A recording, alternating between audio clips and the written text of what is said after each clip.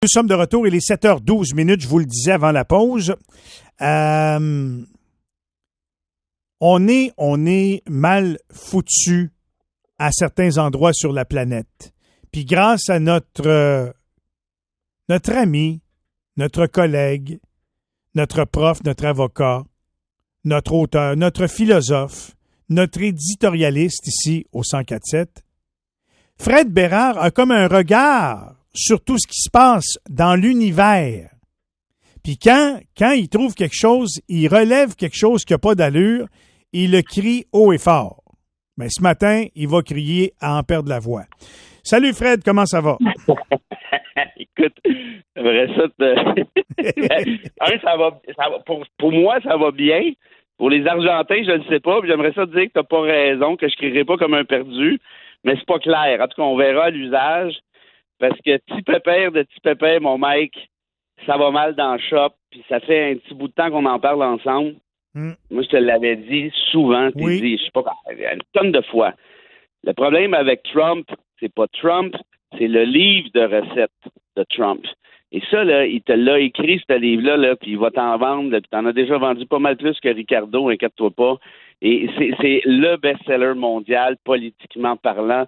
Regarde en Hongrie, regarde en Italie, regarde en Suède, regarde ce qui s'était passé au Royaume-Uni, regarde Bolsonaro au Brésil qui est parti mais qui va peut-être revenir.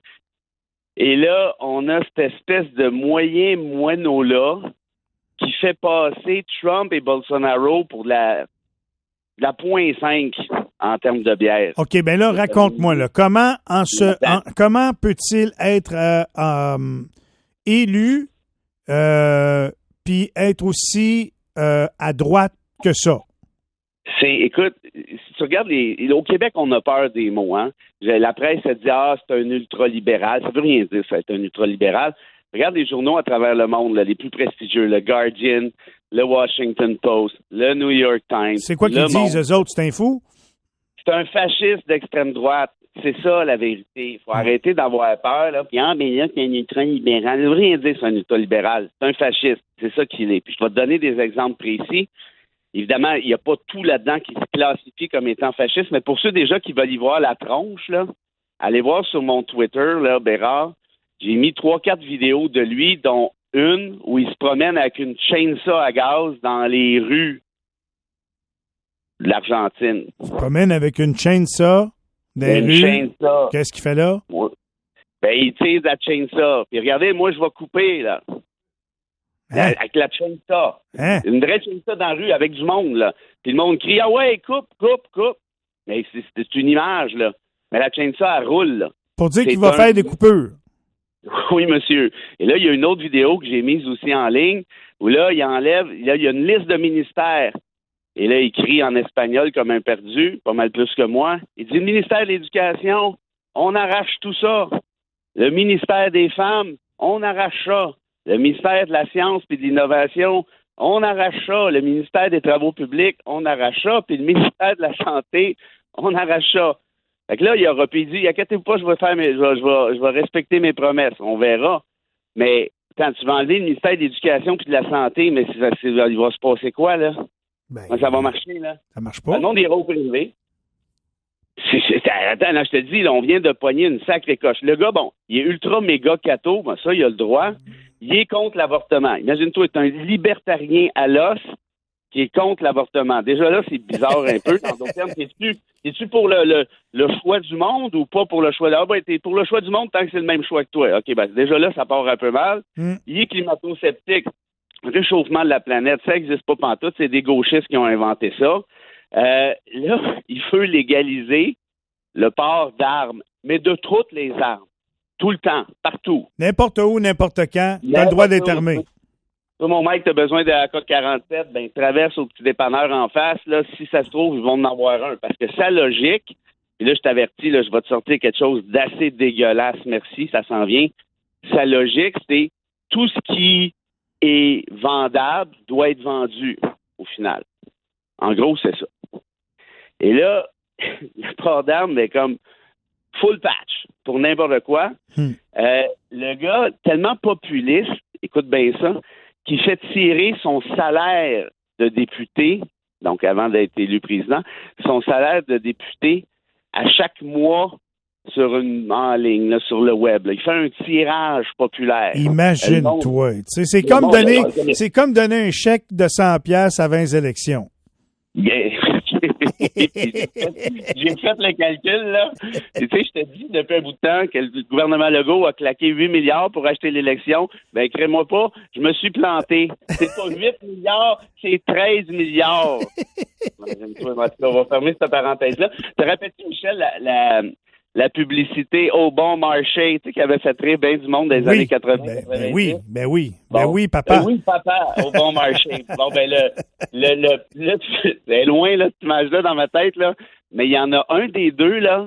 Tu veux vraiment savoir à quoi ressemble notre moineau, là, ce matin, là?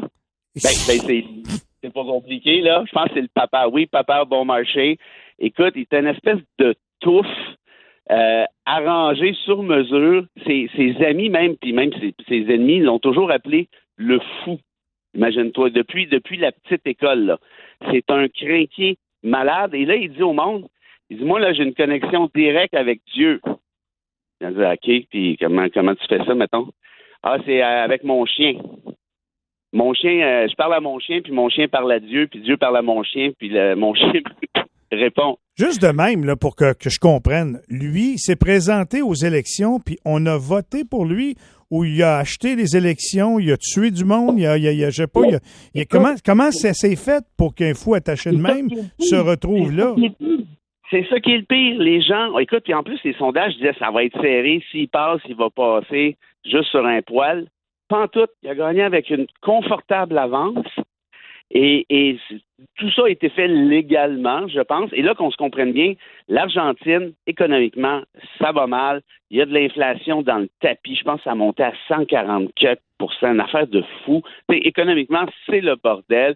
Il y a des soupçons de corruption envers l'ancien gouvernement péroniste. Je sais que ça va mal. Mais tu sais, moi, quand j'ai, je sais pas, moi, n'importe quoi, là, quand le bras me pique, ben, je m'en vais à la pharmacie puis j'achète une crème. Tu sais, je m'en vais pas chez Canadian Tire m'acheter une chainsaw pour me le couper, là. Non. Mais là, c'est ça qu'ils sont en train de faire en Argentine.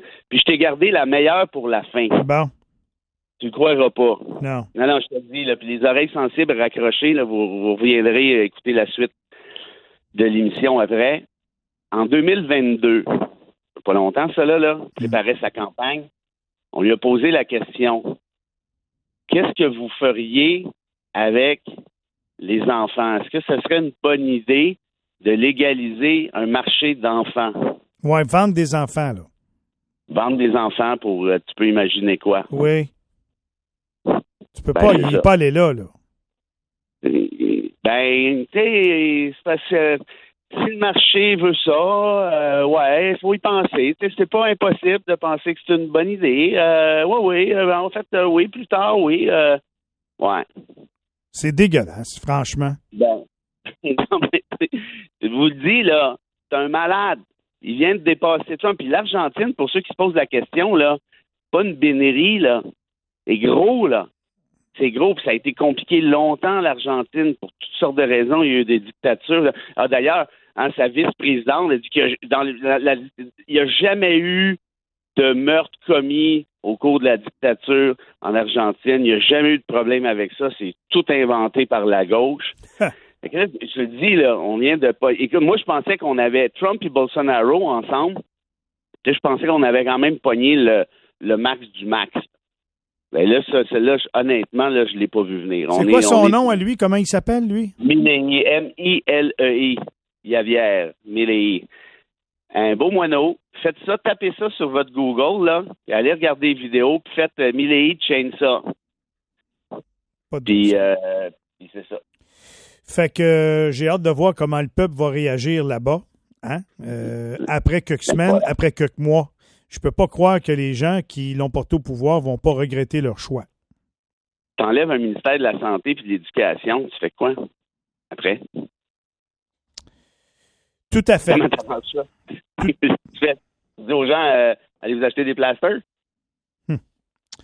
OK, c'est assez. C'est en masse, non? Oui, c'est en masse.